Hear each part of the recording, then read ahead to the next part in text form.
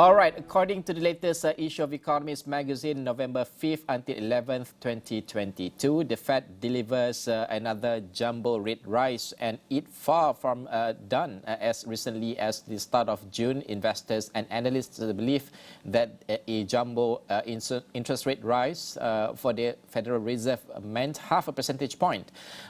After four straight increases of 3/4 of a percentage point, the latest on November 2nd perceptions have changed. Indeed, a stock market rally in the 2 weeks before the announcement was rooted in the belief that the Fed may scale down to a half-point rate increase at its next meeting in December. At a news conference following the Fed's latest move, Jerome Powell, the chair of the Federal Reserve, said and resisted tipping his hand in either direction.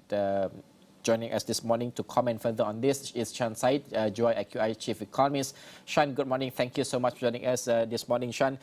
First of all, Shan, last Saturday's Financial Times, there is a huge warning from the Fed. It says Fed warns of sharply higher interest rates could spark financial distress. As S&P 500 lost 3.4%, and we look at Nasdaq lost 5.65% last week, as post-FOMC from Powell was a grim focus on inflation, but it meant higher interest rate were on the cards. How do you view this news as a global player, since you have been sharing with us for the past 7 to 8 before the Fed did?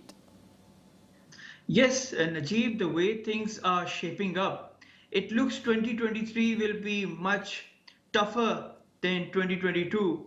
And as you rightly pointed out, Fed coming out with the statement, and we have been sharing this for the last 7 to 8 months, that the economy, global economy, will have severe headwinds coming in the way, and it's very difficult to face these headwinds. It's just like a train coming at you, and you're not going to stop it by standing in its way. What Powell said, if you recall, on 26 August in a Jackson Hole speech, I have never seen the chairman of Federal Reserve using the word pain thrice in one paragraph.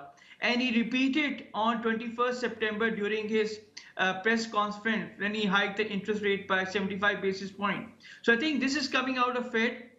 Fed knows that they have lost the game. Inflation will remain higher for the next 12 to 15 months. And Fed knows that they have been behind the curve, and they have not been able to follow or meet its mandate. So things will be very, very tough for next year. All right, Shan, the latest report from Blackstone, which manage $1 trillion AUM, there are 3 risks to the global economy, as in inflation, recession, and interest rate risk.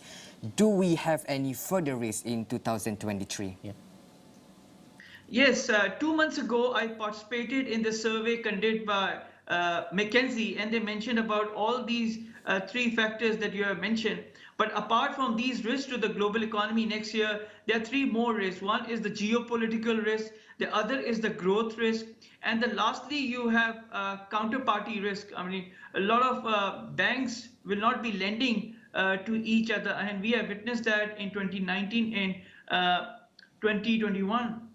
So I think global economy will face these 5 to 6 challenges, which will be quite deep for the market, and market will not be able to handle these challenges.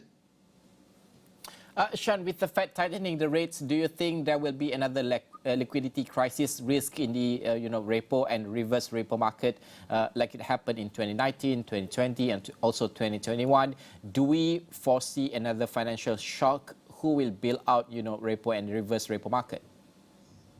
Najib, that's a billion-dollar question, because the liquidity risk looks inevitable. The way Fed is tightening the rates, as you mentioned, and squeezing the liquidity out of the market, the central banks have already reduced their balance sheet by almost $3.5 trillion. So there will be a liquidity risk, and banks nowadays, especially in the advanced economies, they are not lending to each other against 2-year note or 10-year note. They are lending against 7-day call notes. So this clearly illustrates that banks are not very confident against lending, especially in the repo and reverse repo market. And we have seen this crisis in 2019 and 2021, and it will get more severe as we approach 2023.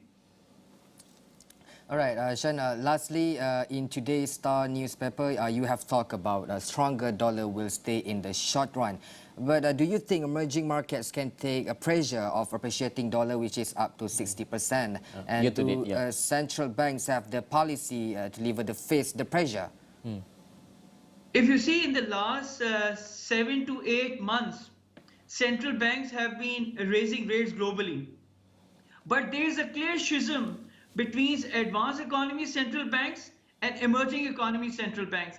Advanced economy central banks are raising 75, 100 basis point. On the other hand, if you look at emerging market central banks, they are raising rates by 25 or 50 basis point. So it clearly shows that advanced economy central banks are panicking. On the other hand, you have emerging market banks where you have strong reserve. The governor of central banks are not panicking. They are moving in a very structured manner in raising rates because you have to support the economy. On the other hand, in advanced economy, the growth rate is low, the inflation is high, stagflation is into the economic equation. They don't know how to spur growth. On the other hand, you have Asian economies or emerging economies where growth is still very strong because of consumption, FDI, and overall trade and commerce numbers. So I think emerging market central banks have the capability of handling a stronger US dollar, which is bad for the global economy.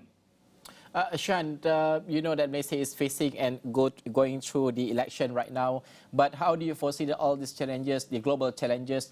How should Malaysians brace for impact, and how should all these politicians who will become, the policymaker later on, brace for impact or planning, strategize in that sense, to help to at least brace Malaysia and to help Malaysia, have some sort of resilience in facing all these challenges globally? Outside world is very challenging. So what we have seen on 7th October, the budget was presented. It clearly illustrates that the government wants to focus on the domestic economy. This is the same strategy what China adopted in 2020 during COVID, and we saw that it was a very successful strategy. What is this strategy? It's called dual circulation strategy. You have to support the local businesses and you have to encourage consumption. That's the only way forward that you will be able to grow, because we have seen that advanced economies are going down. The rise of East is inevitable. The growth will be happening in ASEAN, GCC, and Africa. And many economies will be under severe recession or deep recession in advanced economies, especially USA, UK, and Europe. And it will require 2 to 3 years for these economies to recover. On the other hand, you have ASEAN, where consumption patterns are pretty strong, where you have macroeconomic stability, where trade numbers are strong, and overall, the FDI is coming into the country. All right, Shan, thank you so much for joining us this morning. That is Shan Said, the Chief Economist of Juai IQI, commenting on the Feds and also the performance of the market, especially for the Wall Street, and also how will it impact the Asian as a whole, and also Malaysia, particularly, especially as we're heading towards the election on the November 19th. Thank you so much, Shan. Alright, kita akan berhenti rehat seketika. Kita akan kembali selepas ini.